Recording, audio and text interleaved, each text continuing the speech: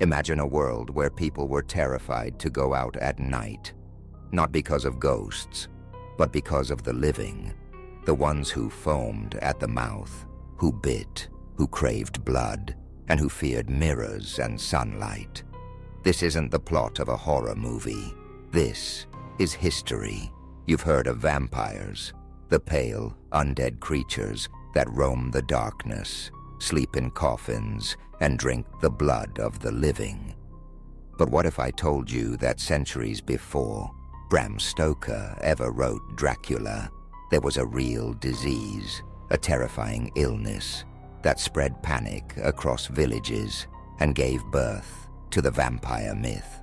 Today, we uncover the chilling truth behind rabies, the disease that may have created the legend of the vampire.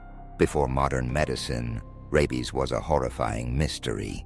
People didn't understand viruses, so when someone was bitten by a strange animal, and weeks later started behaving like a wild beast themselves, foaming at the mouth, attacking others, avoiding water, mirrors, and sunlight, it was pure terror.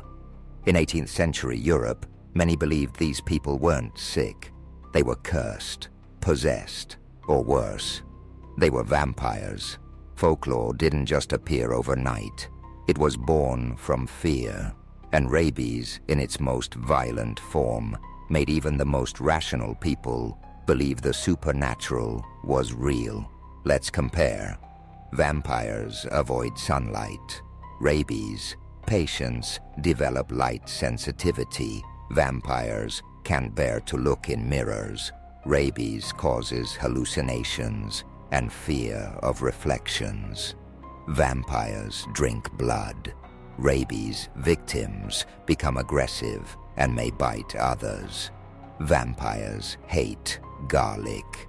Rabies can cause strong aversions to smells. Vampires can't cross water.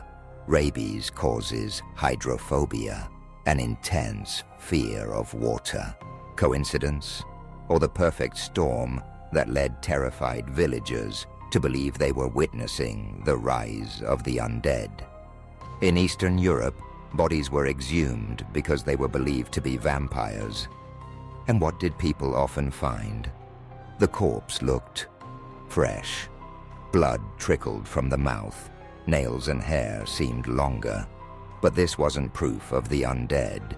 It was normal decomposition.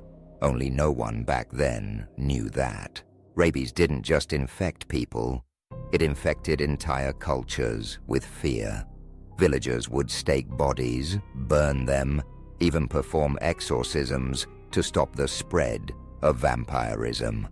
It was the perfect storm of poor science, disease, and ancient superstition. And in that fear, the vampire was born.